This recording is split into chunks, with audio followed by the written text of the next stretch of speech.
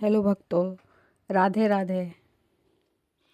भक्तों, आज मैं माघ चतुर्दशी गणेश चतुर्दशी की कथा कहने जा रही हूँ, जो कि इस प्रकार है।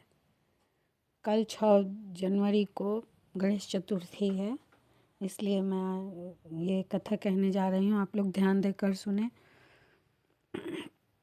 पार्वती जी बोली, माघ के महीने में किस नाम से और किस प्रकार गणेश्वर की पूजा करनी चाहिए और कौन सा नैवेद्य चढ़ाना चाहिए। श्री गणेश जी बोले, माघ महीने में भालचंद्र नाम से गणाध्यक्ष का षोडशोपचार से पूजा करना चाहिए। तिल के 10 मोदक बनाकर 5 गणाध्यक्ष और 5 ब्राह्मण के लिए अर्पण करें।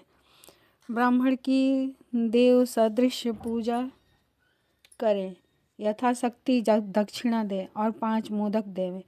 स्वयं भक्ति युक्त होकर 10 मोदक खाएं। इस संबंध में राजा हरिश्चंद्र का इतिहास कहता हूँ, सो ध्यान देकर सुनो। पहले समय में सत्यवादी ब्राह्मण भक्त हरिश्चंद्र प्रतापी राजा हुए। उनके काल में न कहीं अधर्म सुनाई देता था, न कोई दुखी रहता था और न दरिद्री रहता था, न कोई रोगी, न कोई अल्पायु रहता था। उनके राज्य में ऋषि शर्मा नामक एक तपस्वी ब्राह्मण रहता था। थोड़े ही समय में उसको एक पुत्र हुआ। दैव योग से ऋषि शर्मा मर गया। पत्नी पुत्र की रक्षा करने लगी, भीख मांगकर लाती और किसी तरह से पुत्र का लालन पालन करती। वह संकष्ट गणेश चतुर्थी का व्रत करने लगी। भीख मांगकर तिल के 10 लड्डू बनाकर गोबर के गणेश जी की कहे हुए प्रकार से सदा पूजा करती थी। एक समय उसका 5 वर्ष का पुत्र गणेश की मूर्ति को खिलौना समझकर गले में बांधकर खेलने के लिए बाहर निकल गया। उसी समय मूर्ख कुम्हार, बर्तन बनाने वाला जो कुम्हार होता है, वो उस 5 वर्ष के बालक को अपने आवा में डाल दिया। इधर उसकी माता पुत्र को न पाकर पागल सी हो गई और गणाध्यक्ष की पूजा कर विलाप करने लगी। हे गणेश, हे महाकाय, हे जटा समूह से शोभायमान, पुत्र दुख से पीड़ित मेरी रक्षा करो। हे अनाथों के नाथ, भक्तों को अभीष्ट वर देने वाले, पुत्र दुख से पीड़ित मेरी रक्षा करो। इस प्रकार आधी रात तक उस बिचारी ने विलाप किया। सवेरे होते ही कुम्हार आँख खोल कर देखता है तो वह 5 वर्ष का जो बालक को उसने आँवा में फेंका डाल दिया था, उसको उसी आँवा में घुटने तक पानी में खेलता हुआ पाया। इस प्रकार देखते ही उसे भय हुआ। कुम्हार बोला, हे राजन, मैंने ऐसा अपराध किया है। वह राजा के पास चला गया और कांपने लगा।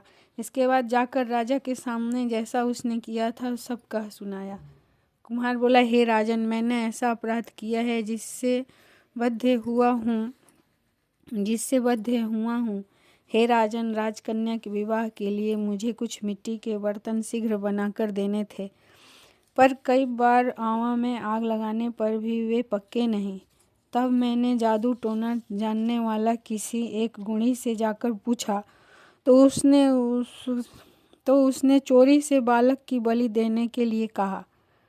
तब बड़ी चिंता उत्पन्न हुई कि किसके बालक को अग्नि में डाला जाए। जिसके बालक को मैं अग्नि में डालूंगा वह तो तुरंत ही मुझे काट डालेगा। इस भय से किसी राण के लड़के की बलि देने का निश्चय किया और अपनी भार्या को यह समझाकर कहा कि ऋषि शर्मा नामक ब्राह्मण मर गया है। उसका लड़का 5 वर्ष का है। उसकी विधवा माता भीख मांगकर अपना पुत्र का पालन करती है। यदि उसके पुत्र को बलिदान दिया जाए तो वह गरीब दुखिया कुछ न कर सकेगी और मेरे सब बर्तन पक जाएंगे। फिर मैंने उस बालक को खेलते हुए पकड़ कर आँवा में डाल दिया और सुखपूर्वक रात को सोया। सवेरा होते ही आँवा के बर्तन पके या नहीं सोचकर आँवा खोलकर देखता हूँ तो जिस अवस्था में बालक को वहाँ डाला था उसी अवस्था में उसको वहाँ निर्भय देखकर मैं भयभीत हुआ और यहाँ आया हूँ। इस प्रकार उसकी वचन सुनकर राजा चकित हुआ। स्वयं आँवा के पास जाकर खेलते हुए बालक को देखकर हमें अपने अमात्य से कहा कि यह कैसी बात है और यह बालक किसका है, इसका निश्चय करो। इस आंवा के भीतर घुटने तक कमल से सुशोभित जल और वैदुर्य मणि के समान दुर्वा कैसे प्राप्त हुआ। इस दरिद्र बालक को न दाह है, न क्षुधा है, न पिपासा है, घर की तरह निर्भय होकर यहाँ खेल रहा है। राजा के इतना कहने पर रोती कलपती हुई वह ब्राह्मणी भी वहाँ आ पहुँची और अपने बालक को देखकर उसे उठाकर छाती से लगाया, चुंबन किया और रोती कलपती हुई राजा के आगे बैठ गई। अग्नि ने इस बालक को क्यों नहीं जलाया? क्या तू कोई टोटका जानती है अथवा कोई उग्र तप किया है? ब्राह्मणी बोली, हे राजन, न मैं टोटका जानती हूँ, न धर्म जानती हूँ, न मैंने कोई तप किया है, न योग, न कोई दान, न विधान किया है, न बलिदान किया है। हे राजेंद्र, मैंने केवल संकट नाशक गणेश जी का एकमात्र उत्तम व्रत किया है, जिसके प्रभाव से मेरा बालक कुशल से है।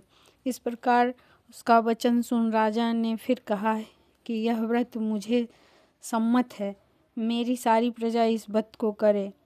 हे भारत, इस प्रकार राजा ने उसकी परिक्रमा कर कहा कि हे ब्राह्मणी, तू धन्य है कि तेरा संपूर्ण प्रजा को गणाध्यक्ष की पूजा का आरंभ कराया, कि तूने मेरी सारी संपूर्ण प्रजा को गणाध्यक्ष का पूजन आरंभ कराया। इस तरह व्रत राज के प्रभाव से ब्राह्मणी को उसका पुत्र प्राप्त हुआ। श्री कृष्ण बोले, हे युधिष्ठिर, इसलिए व्रतों में उत्तम इस व्रत के प्रभाव से आपका अभिष्ट सिद्ध होगा। हे राजन, जो कोई समस्त सिद्धि देने वाले इस व्रत को करता है, उसका गया हुआ राज्य, मित्र, पुत्र और पौत्र आदि समस्त सुख पुनः प्राप्त हो जाते हैं। बोले गणपति महाराज की जय।